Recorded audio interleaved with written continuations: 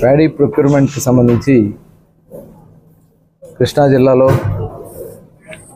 మరి ఇప్పటివరకు ఈ వాతావరణం మారడం వల్ల కానీ కొద్దిగా రైతులు ఆందోళనతో ఉండడం వల్ల కానీ కొన్ని చోట్ల చిన్న చిన్న ఇష్యూస్ వస్తున్నాయని చెప్పి ప్రభుత్వం దృష్టికి రావడం, గౌరవ ముఖ్యమంత్రి వర్యులు చంద్రబాబు నాయుడు గారు, అలాగే సివిల్ సప్లైస్ మినిస్టర్ మనోహర్ గారు, మరి జిల్లా కలెక్టర్ గారిని, జాయింట్ కలెక్టర్ గారిని కూడా జిల్లాలో ఉన్నటువంటి సమస్య మీద ఎప్పటికప్పుడు పర్యవేక్షణ చేస్తూ ఉన్నారు. మరి ముఖ్యంగా కృష్ణా జిల్లాలో టోటల్ ప్యాడీ ఎస్టిమేటెడ్ వచ్చి 9,79,000 మెట్రిక్ టన్నుల ధాన్యం వస్తుందని, దాంట్లో లోకల్ కన్సంప్షన్ పోను టెంటేటివ్గా ప్రొక్యూర్ చేయాల్సింది ఏదైనా కానీ ఒక 5,50,000 క్వింటాల్స్కి టెంటేటివ్గా పెట్టినారు. ఇంకా అదనంగా అవసరమైన చేసుకోవడానికి యంత్రాంగాన్ని మొత్తం కూడా రెడీ చేయడం జరిగింది. మరి దాని మీద ప్రతి సంవత్సరం కూడా నవంబర్ నెలలో 30,000, లాస్ట్ ఇయర్ ఇదే సమయానికి నవంబర్ నెలలో 30,000 మెట్రిక్ టన్నులు మాత్రమే హార్వెస్టింగ్ జరిగితే, ఈ సంవత్సరం మరి మిషన్ కటింగ్ మొత్తం కూడా అంతకుముందు ఆరుదలతో ధాన్యాలు వచ్చాయి, కానీ ఇప్పుడు మిషన్ కటింగ్ రావడం వల్ల దాదాపు 1,53,261 మెట్రిక్ టన్నులు ప్రొక్యూర్మెంట్ జరిగింది.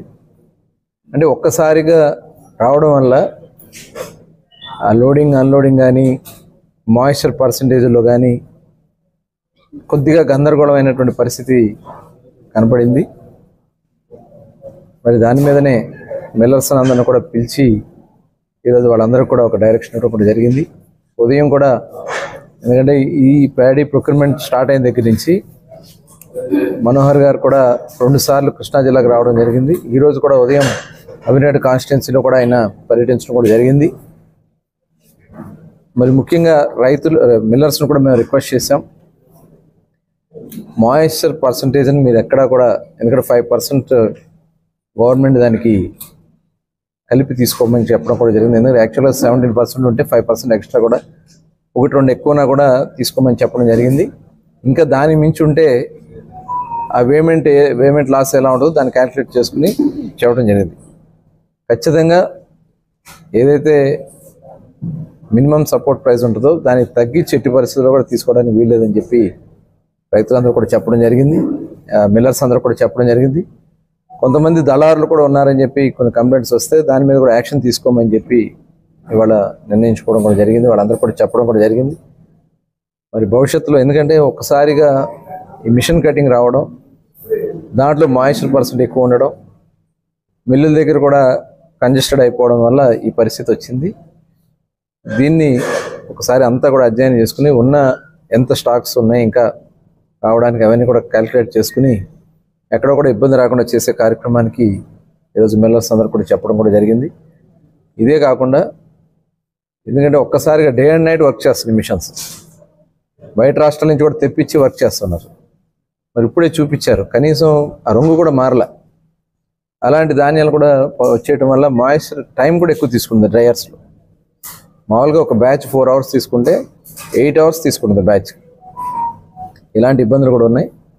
మరి ఇవన్నీ కూడా చూసినా కాకుండా గౌరవ ముఖ్యమంత్రి గారికి, సివిల్ సప్లైస్ మినిస్టర్ గారికి కూడా చెప్పి ఇంకా రైతులు ఇంకా ఎక్కువ కట్ చేసుకుంటే ఎక్కడ కూడా వాతావరణం ఇబ్బంది వచ్చే పరిస్థితి ఉంటే ఇమీడియట్గా అది కూడా ఏదైనా గోడౌన్స్లో కూడా ప్రొక్యూర్ చేయడానికి ఆలోచన చేస్తూ ఉన్నాం.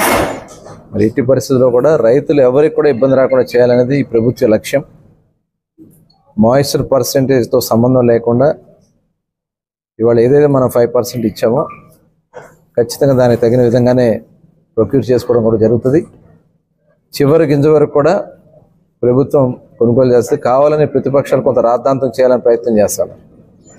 ఏమీ లేని విషయాన్ని అనేక సార్లు చేయాలని చూస్తున్నారు. ఇవాళ చూసాం, లాస్ట్ 5 సంవత్సరాలు రైతులు ఎన్ని కష్టాలు ఇబ్బందులు పడ్డారో చూసాం.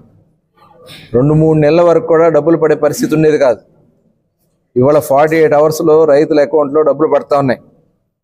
ఇవాళ మన జిల్లాలోనే చూసుకుంటే 280 కోట్ల రూపాయలు ఇప్పటికీ రైతుల అకౌంట్లో జమ అయ్యాయి. ఇంతకుముందు మొత్తం కూడా 2 నెలలు 3 నెలలు ఎప్పుడు వస్తాయో తెలియదు, అలాంటి పరిస్థితి ఉన్నది. అలాంటిది లేకుండా చేస్తుంది ఈ ప్రభుత్వం. ఇవాళ ఏదైనా చిన్న చిన్న సమస్యలు ఉన్నా కూడా అవి కూడా ఇమీడియట్గా రెక్టిఫై చేస్తాం. ప్రతి గింజ కూడా ప్రభుత్వం తీసుకుంటుందని కూడా తెలియజేస్తాం.